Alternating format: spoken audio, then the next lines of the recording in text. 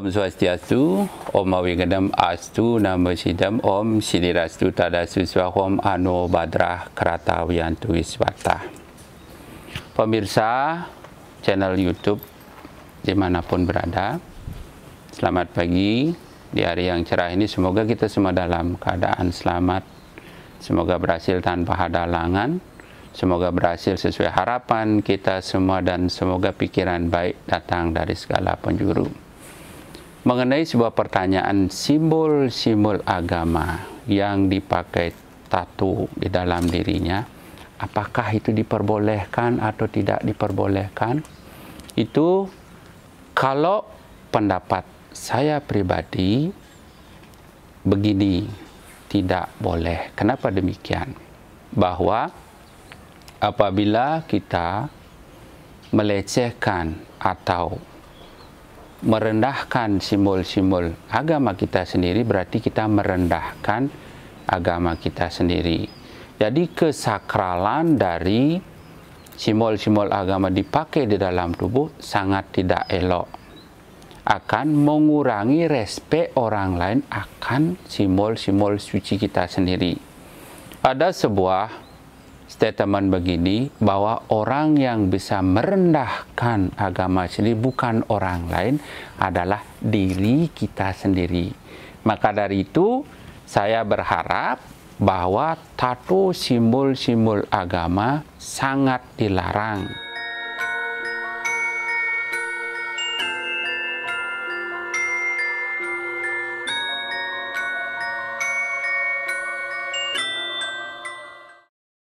Di samping itu juga akan membuat efek tubuh tidak bagus. Karena pengalaman saya pribadi, saya pernah memperlindau atau membuat sesuatu yang tidak memakan dirinya sendiri karena ada simbol barong atau sastra penghiwa di dalam bahasa Bali itu, sastra-sastra Bali yang membuat diharapkan sakti pada saat tubuhnya bagus. Oke, tidak apa-apa. Tapi saat tubuhnya ringkih, itulah yang akan memakan. Karena segala sesuatu yang ada di Bali itu berhubungan dengan taksu, dengan kesakralan.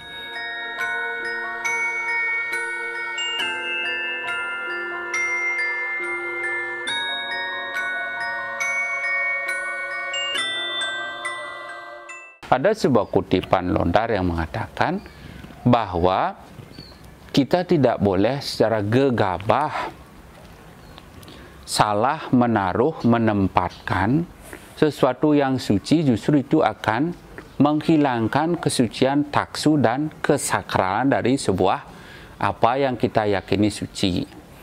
Maka dari itu contoh misalnya kalau barong yang ada di Sukawati dengan barong yang sudah disakralkan, apabila kita tidak mensakral itu, jadi hilanglah sakral itu.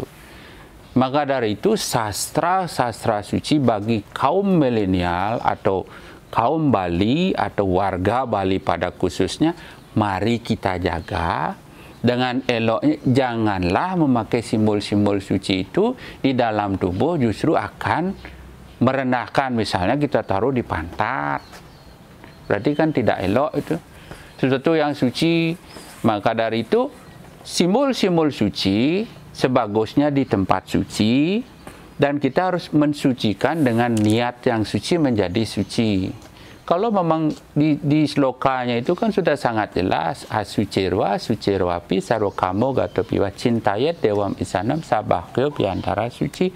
Sesuatu yang suci harus kita niatkan yang suci, harus kita jaga kesucian itu agar menjadi lebih suci lagi. Pendapat saya pribadi dengan tegas, mari kaum muda Bali, kaum milenial, jangan menggunakan simbol-simbol suci, apalagi sudah diatur ada sebuah undang-undang. Jangan kita menggunakan simbol-simbol suci atau tarian suci yang berhubungan dengan komersil. Maka hilanglah taksu kita menjadi beragama yang berhubungan dengan politik uang dan politik kepentingan.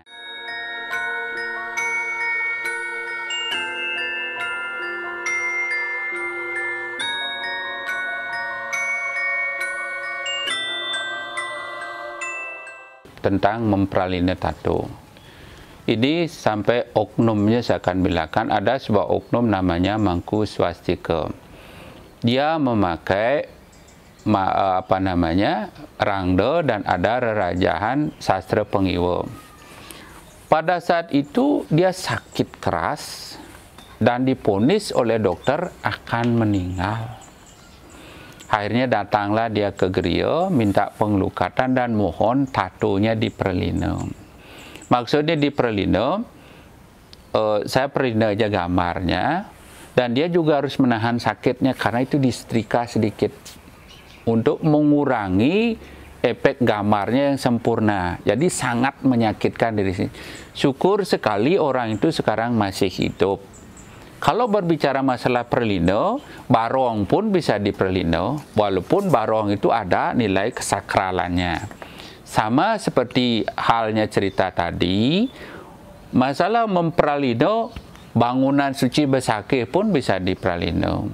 Jadi tergantung dari kita sendiri sesuai dengan penjelasan tadi, suci ruapi, suci atau tidak suci tergantung kita yang memproses kesucian tersebut.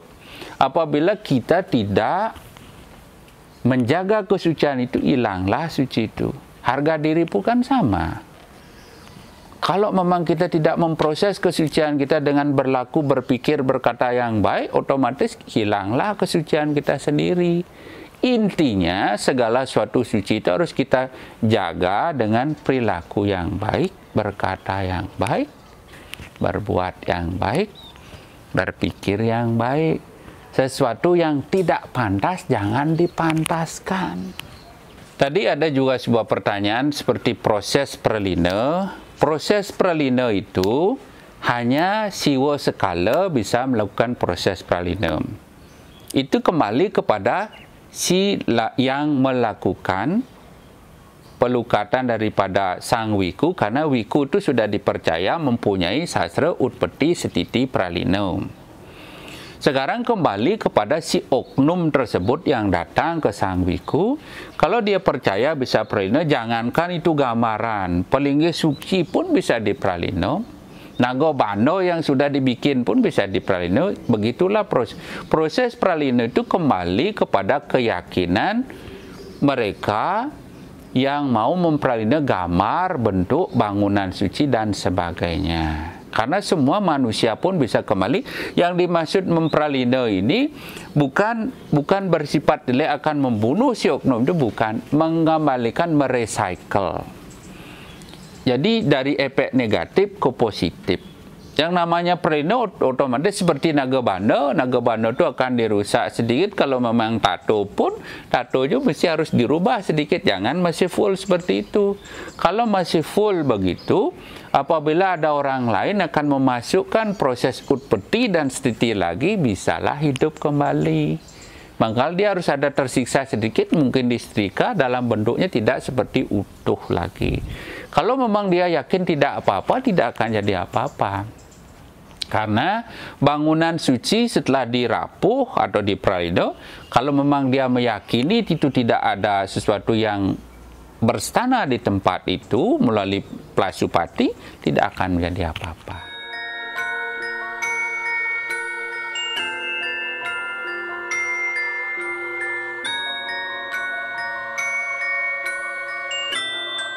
Tato itu kan dibilang raja, rerajahan. Kalau kita di manusia ini pasti ada dua mindset. Kalau tato berhubungan dengan gotik, semakin dilarang, semakin dia senang melakukan itu. Ada juga dia dengan sastra-sastra dingin, sama saja biar dia terlihat. Orang pemangku pun diraja walaupun tidak kelihatan. Jadi mengambil dari pemikiran begitu, semua di sini adalah pikiran kita yang bergerak. Kalau memang oknumnya mengatakan dengan barong ini saya akan pede, menjadi pede, itulah yang sebenarnya menghidupkan dia. Jadi ada sebuah keyakinan itu disugestikan dengan pasupati, menjadi hiduplah itu. Inilah yang membuat suatu kepercayaan bahwa dengan saya ini menjadi lebih pede, dengan saya ini, tapi kadang-kadang menjadi kurang pantas. melakukan simbol-simbol agama, dilakukan dan ditempatkan sesuatu yang tidak pantas. Om Santi, Santi, Santi Om. Semoga semua makhluk berbahagia, semoga damai di hati, damai di jiwa, damai selalu, damai selamanya.